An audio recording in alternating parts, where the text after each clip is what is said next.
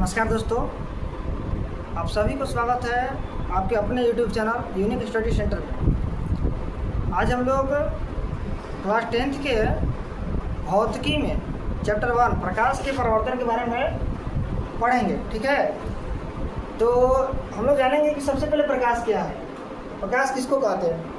तो हमने लिखवाए हैं कीबोर्ड पे कि प्रकाश ऊर्जा का वह रूप है जिसकी सहायता से हम किसी वस्तु को देख पाते हैं। ठीक है ना। प्रकाश एक विद्युत चुम्बकीय तरंग भी है और यह हमेशा सीधी रेखा में गमन करती है और इसकी चाल निर्वात में सबसे अधिक 3 × 10⁸ मीटर प्रति सेकंड होता है।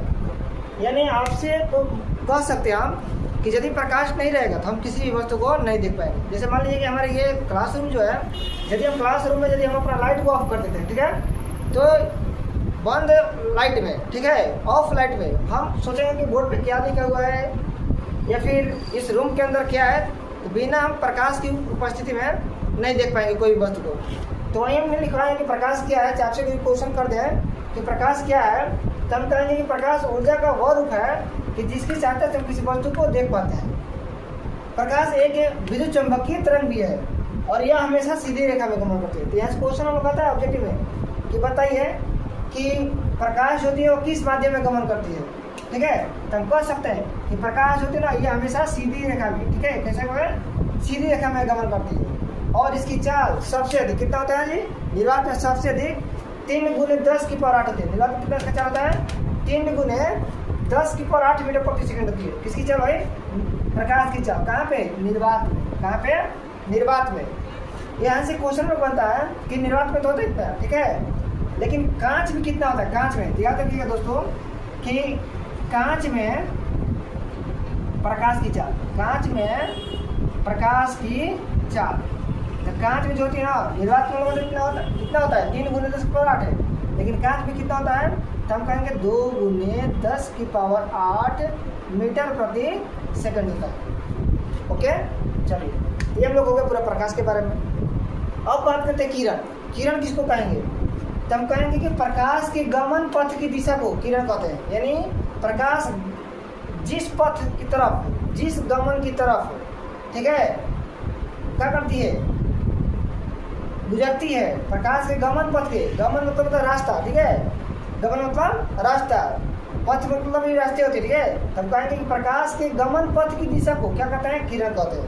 यानी प्रकाश जिस दिशा की तरफ क्या करे, गमन करे, प्रकाश जिस दिशा की तरफ क्या करें, गमन करें, उसके पथ की क्या कहते हैं, किरण कहते हैं। आप देख सकते हैं ये चिन्ह से कि प्रकाश जो है वो किस दिशा की तरफ गमन करिए, तो उसको हम क्या कहते हैं, किरण कहते हैं। ठीक है, अब बात करते हैं लोग प्रकाश पुंज के बारे में। इसको हम प्रकाश पुंज कहिए चाहे किरण पुंज कहिए, दोनों कह सकते हैं। ठीक है, तो प्रकाश पुंज किसको कहेंगे, तब कहेंगे कि प्रकाश के किरणों के समूह को, प्रकाश के किरणों के समूह को क्या कहते हैं, प्रकाश पुंज या किरण पुंज कहते हैं। ये मुख्यतः कौन है, तो प्रकाश पुंज कहो या किरण पुंज कहो। बार हम कह रहे हैं प्रकाश पुंज कहिए चाहे किरण पुंज कहिए, बात देखिए होती है। ठीक है, तो किरण पुंज होती है या 3 प्रकार की होती है। कितनी होती है, 3 प्रकार की। तो हम लोग बोर्ड एग्जाम में आता है क्वेश्चन ऑब्जेक्टिव में कि बताइए कि प्रकाश पुंज कितने होते हैं या किरण पुंज कितने प्रकार के होते हैं। तो हम कहेंगे कि किरण पुंज मुख्यतः 3 प्रकार की होती हैं। कौन कौन, एक हम लोग होता है अभिसारी किरण पुंज, एक हम लोग होता है अपसारी किरण पुंज और एक हम लोग होता है समानांतर किरण पुंज।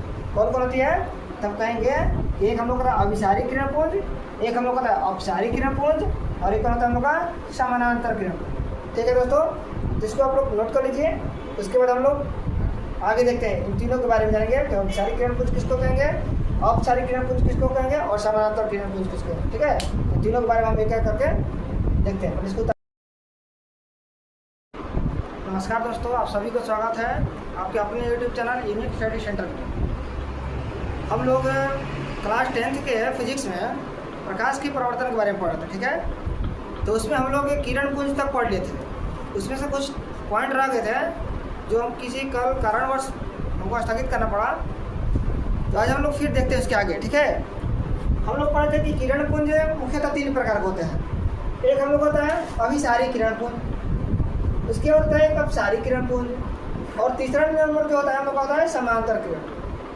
यानी अभिसारी किरण पुंज किसको कहेंगे, हमने कहा है अभिसारी किरण पुंज के बारे में कि वैसे किरण पुंज जिसमें प्रकाश की सभी किरणें एक बिंदु पर आकर अभिसरित होती है। अभिसरित मतलब था मिलना, ठीक है। तो वैसे किरण पुंज जिसमें प्रकाश की सभी किरणें एक बिंदु पर आकर के अभिसरित होती है, यानी मिलती हुई प्रतीत होती है, तो उसी को हम क्या कहते हैं? अभिसारी किरण पुंज कहते हैं। जैसे आप देख सकते हैं, डायग्राम में देख सकते हैं कि हम लोग एक निश्चित बिंदु है, ठीक है दोस्तों, और कहीं से भी प्रकाश किरण है, या इधर मदद से है, चाहे इधर से है, चाहे इधर से है, चाहे कहीं से भी है, और आकर क्या करेगी ना, एक बिंदु पर आकर मिलेगी। तो जब एक बिंदु पर आकर मिलती है तो इस तरह के किरण पुंज को हम कौन सा किरण पुंज कहते हैं? अभिसारी किरण पुंज, ठीक है। तो क्वेश्चन आता है हम लोग का कि बताइए अभिसारी किरण पुंज किसको कहेंगे? तो हम कह देंगे कि वैसे किरण पुंज जिसमें प्रकाश की सभी किरणें एक बिंदु पर आकर अभिसरित होती है, यानी एक बिंदु पर आकर मिलती है, तो उस तरह के किरण पुंज को हम क्या कहते हैं? अभिसारी किरण पुंज। उसके बाद होता है हम लोग का अपसारी किरण पुंज, यानी जो दूसरा नंबर जो किरण पुंज होता है वो कौन होता है? अपसारी किरण पुंज। यानी वैसे किरण पुंज जिसमें प्रकाश की किरणें, वैसे किरण पुंज जिसमें प्रकाश की किरणें एक निश्चित बिंदु से निकल करके फैलती हुई प्रतीत होती है। जैसे आप देखेंगे टॉर्च में, कि टॉर्च में क्या होती है कि मान लीजिए कि टॉर्च की ये लाइट होगी, ठीक है, ये आप टॉर्च में देखेंगे कि टॉर्च में जब हम लोग स्विच ऐसा ऑन करते हैं, टिपते हैं स्विच को, तो यहाँ कहते हैं ना कि इधर प्रकाश से फैलता है, ठीक है, तो प्रकाश इस तरह से फैलती है। तो ये सब जो है ना किसमें थे? अपसारी में। यानी अपसारी किरण पुंज किसको कहेंगे? तब कहेंगे कि वैसे किरण पुंज जिसमें प्रकाश का एक निश्चित बिंदु से निकल करके फैलती हुई प्रतीत होती है, ठीक है, जिसको क्या कहते हैं? अपसारी किरण पुंज। उसके बाद 3 नंबर में हम लोग कहते हैं समांतर किरण पुंज। कौन सा होता है? समांतर किरण पुंज। समांतर किरण पुंज के बारे में देखते हैं हम लोग। चलिए 3 नंबर में लोग क्या है? समानांतर किरण पुंज। यानी समानांतर किरण पुंज किसको कहेंगे? तो हम कहेंगे कि वैसे किरण पुंज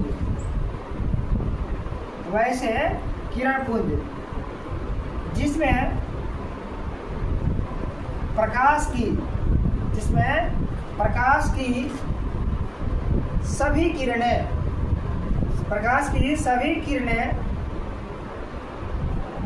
एक दूसरे के समानांतर होती हुई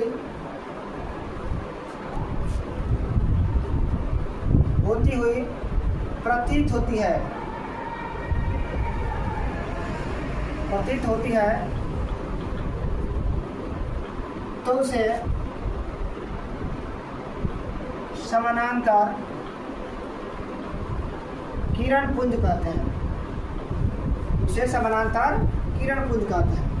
यानी इसमें क्या होती है कि प्रकाश की जितने भी किरणें होती हैं उसमें क्या होती है कि सब एक दूसरे के समानांतर होती है। जैसे देख लीजिए ये फिगर में आप देख सकते हैं, ये सब क्या है? प्रकाश की किरणें, ठीक है, ये सब क्या होगी? एक दूसरे के समानांतर होती है। यानी समानांतर किरण पुंज किसको कहेंगे? तब कहेंगे कि वैसे किरण पुंज जिसमें प्रकाश की सभी किरणें एक दूसरे क्या होगी? समानांतर होगी, तो इस तरह के किरण पुंज को क्या कहते हैं? समानांतर किरण पुंज। यानी ये सब सर हम लोग किस में आता है? किरण पुंज में आता है, ठीक है। तो याद रखिएगा किरण पुंज के बारे में कि किरण पुंज किसको कहेंगे? तब कहेंगे कि प्रकाश के किरणों के समूह को किरण पुंज कहिए या फिर प्रकाश पुंज कहते हैं। किरण पुंज मुख्यतः 3 प्रकार के होते हैं। एक हम लोग होता है अपसारी किरण पुंज, एक होता है हम लोग का अभिसारी किरण पुंज, और एक होता है हम लोग का समानांतर किरण पुंज। यानी अभिसारी किरण पुंज किसको कहेंगे? जिसमें प्रकाश की किरण क्या है? एक बिंदु पर आकर मिलती है, ठीक है, कहीं से भी है, इसमें आकर क्या होगा? मिलेगी, ठीक है। तो जिसमें प्रकाश की सभी किरणें एक निश्चित बिंदु पर आकर मिलती है, जिसको बोलते हैं अभिसारी किरण पुंज। अपसारी किसको कहेंगे? तब कह देंगे कि वैसे किरण पुंज जिसमें प्रकाश की सभी किरणें एक निश्चित बिंदु से निकल करके फैलती हुई प्रतीत होती है। यानी अभिसारी में क्या होगा? मिलेगा, तो अपसारी में क्या होती है? फैलती है, ठीक है, इसको बोलते हैं अपसारी किरण पुंज। और समानांतर किरण पुंज किसको कहेंगे? तो कह देंगे कि वैसे किरण पुंज जो इसमें क्या प्रकाश की सभी किरणें एक दूसरे के समानांतर होती है, तो उस तरह की किरण पुंज क्या कहते हैं हम लोग? समानांतर किरण पुंज। इतना हम लोग हो गया, ठीक है। अब हम लोग देखते हैं प्रकाश के प्रवर्तन के बारे में, जो हम लोग का चैप्टर का नाम है। चलिए प्रकाश के प्रवर्तन किसको कहेंगे? हम कहेंगे कि प्रकाश का किसी चमकीली सतह से टकरा करके, चमकीली वस्तु से टकरा करके, ठीक है, उसी दिशा में लौटने की क्रिया को क्या कहते हैं? प्रकाश का प्रवर्तन कहते हैं। जैसे मैं देखिए ये हम कोई चमकीला वस्तु लेते हैं, जैसे हमारे हम लोग का ये समतल दर्पण है, ठीक है, एक हम लोग आईना ले लेते हैं, ठीक है। अब इसमें प्रकाश कहीं से भी आए, अच्छा इस माध्यम से आए, कहीं से प्रकाश आए, ठीक है। ये प्रकाश किरणें आ रही है और यहाँ से चमकीली वस्तु है, ठीक है, दर्पण से टकरा रही है और टकराने के बाद ये निकल जाएगी। फिर इधर से भी आएगी, कहीं से भी आए आकर के निकलेगी, ठीक है। यानी प्रकाश के प्रवर्तन किसको कहेंगे, तो हम कह देंगे कि प्रकाश का किसी चमकीली सतह से टकरा करके लौटने की क्रिया को, उसी दिशा में लौटने की क्रिया को क्या कहते हैं, प्रकाश का प्रवर्तन कहते हैं। इसके भी नियम है, प्रकाश के प्रवर्तन के भी नियम है। प्रकाश के प्रवर्तन नियम क्या होता है, तब कह देंगे कि प्रकाश के प्रवर्तन जो नियम होते हैं ना, वो कितने होते हैं, मुख्यतः दो तरीके से होते हैं। कौन कौन होते हैं, चलिए देखते हैं।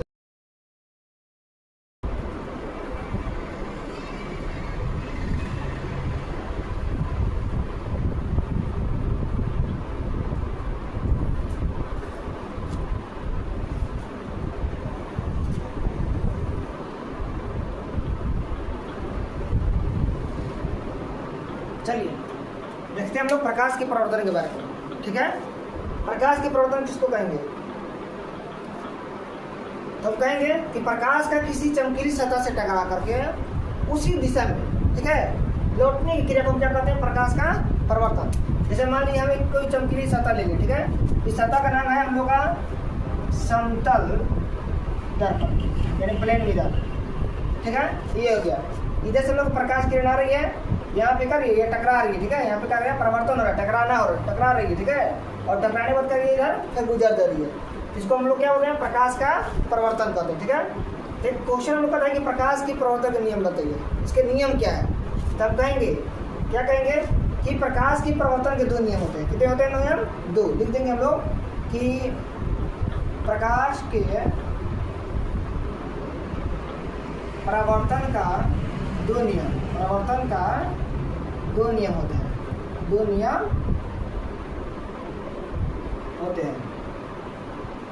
कौन कौन नियम होते हैं, तो हम लिख देंगे पहला नंबर में, ये जो किरण आ रही है यहाँ पे परिवर्तन के लिए, इस किरण को बोलते हैं हम लोग आपतित किरण। कौन सा किरण बोलते हैं, आपतित किरण। और ये किरण जो जा रही है टकराने के बाद, परिवर्तन के बाद, जिसको बोलते हैं परावर्तित किरण। क्या कहते हैं इसको, परावर्तित किरण, ठीक है। आपतित किरण और परावर्तित किरण के बीच एक लंब होता है, ठीक है, इस लंब को हम लोग क्या बोलते हैं, अभिलंब बोलते हैं। क्या हम लोग कहा है, ये अभिलंब। आपतित किरण और अभिलंब के बीच एक कोण बनता है, इस कोण को बोलते हैं आपतन कोण, यानी आपतन कोण बोलते हैं आई से लिखते हैं। परावर्तित किरण और अभिलंब के बीच एक कोण बनते हैं, इसके बीच भी, ठीक है, इसको बोलते हैं परावर्तन कोण, और परावर्तन कोण किसे लिखते हैं, आर से लिखते हैं। आपतित किरण, परावर्तित किरण और अभिलंब तीनों एक ही बिंदु, ये बिंदु है, ये तीनों एक ही बिंदु, संतर बिंदु, यानी यहाँ पे हम लोग एक आपतन बिंदु होते हैं, ठीक है। कौन सा बिंदु, आपतन बिंदु पर तीनों स्थित होते हैं। तो नियम क्या बन जाएगा हम लोग का, तो हम नियम लिख देंगे कि आपतित किरण, आपतित किरण,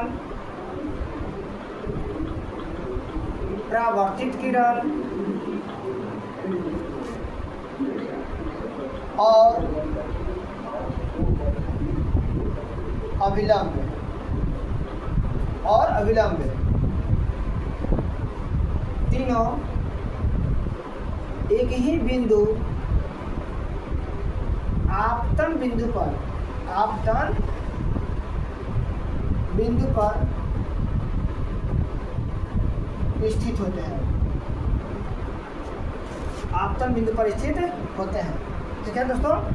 दूसरा नंबर हम लोग का नियम क्या है, इसके दूसरा नियम हम लोग का है कि ये आपतन कोण, यानी आपतित किरण और अभिलंब के बीच जो कोण बनता है, इसको क्या बोलते हैं, आपतन कोण कहते हैं, आपतन कोण। परावर्तित किरण और अभिलंब के बीच जो कोण बनता है, इसको बोलते हैं परावर्तन कोण। क्या बोलते हैं, परावर्तन कोण। यानी दूसरा जो नियम होता है, आपतन कोण और परावर्तन का कोण क्या होते हैं, बराबर होते हैं, यानी आपतन कोण, आपतन कोण बराबर परावर्तन कोण, परावर्तन कोण अर्थात कोण आई बराबर कोण आर। यही हम लोग का नियम है। एग्जाम में हम लोग आता है क्वेश्चन, बोर्ड एग्जाम में, कि प्रकाश के प्रवर्तन के नियम को बताइए, या फिर प्रकाश के प्रवर्तन के नियम को लीजिए, हम लिख देंगे, इसको डायग्राम बना लीजिए लोग, और बनाने के बाद लिख सकते हैं कि प्रकाश के प्रवर्तन के दो नियम होते हैं। पहला नियम लोग होता है कि आपतित किरण, परावर्तित किरण और अभिलंब तीनों एक ही बिंदु, आपतन बिंदु पर स्थित होते हैं। और दूसरा नियम होता है कि आपतन कोण क्या चीज़ बराबर परावर्तन कोण, यानी कोण आई बराबर कोण आर। ये हम लोग का नियम है, इसको नोट कर लीजिए। उसके बाद हम लोग आगे देखते हैं।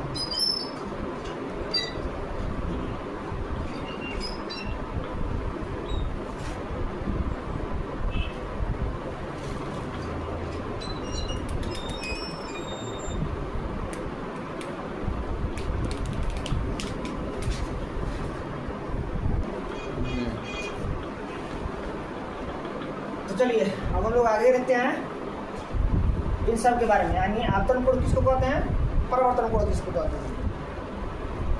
तो नोट करते फिर लिखते हैं हम लोग आपतन कोण के बारे में। क्वेश्चन हम लोग कहता है एग्जाम के लिए कि बताइए कि आपतन कोण किसे कहते हैं, आपतन कोण किसको कहते हैं और परावर्तन कोण किसको कहते हैं। परावर्तन कोण किसको कहेंगे, ठीक है। ये दोनों बार कहते हैं जो कि हम लोग का ये ऑब्जेक्टिव में लिया था आपतन कोण। और हमने क्या बताया है कि आपतित किरण और अभिलंब के बीच की जो कोण बनता है इसको क्या बोलते हैं, आपतन कोण कहते हैं। इसको कहेंगे आपतित किरण। देखिए ये हम लोग का आपतित किरण है, यानी जो किरण आती है परावर्तन के लिए, ठीक है, इस किरण को बोलते हैं आपतित किरण।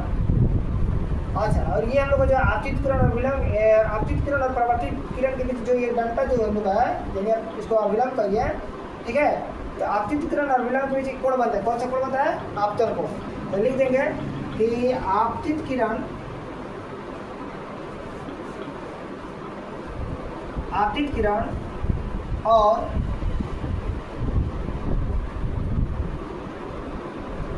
अभिलंब के बीच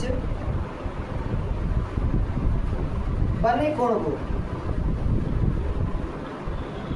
आपतन कोण कहते हैं।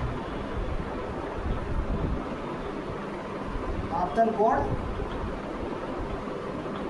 कहते हैं। इसे एंगल आई, यानी कोण आई से सूचित किया जाता है।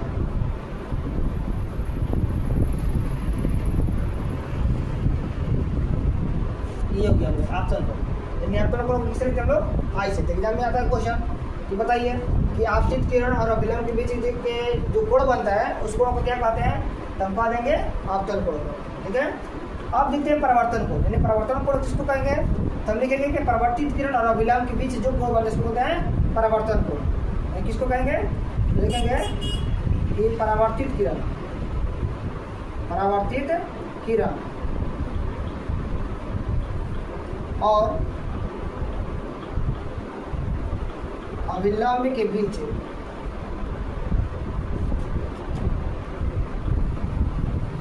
बने कोण को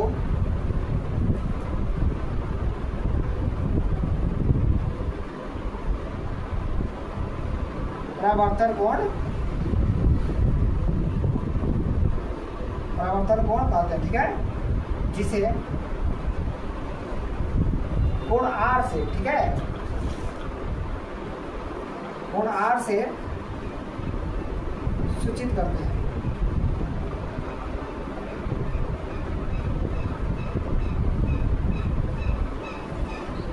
इसे कोण आर से सूचित करते हैं। याद रखिएगा लोग कि आपतन कोण किसको कहेंगे और परावर्तन कोण किसको कहते हैं। तो बोल देंगे हम लोग कि आपतित किरण और अभिलंब के बीच जो कोण बनता है इसको आपतन कोण, और परावर्तित किरण और अभिलंब के बीच जो कोण बनता है उसको बोलते हैं परावर्तन कोण। यानी आपतन कोण को लिखते हैं हम लोग आई से और परावर्तन कोण को लिखते हैं हम लोग आर से, ठीक है। इसको नोट कीजिए।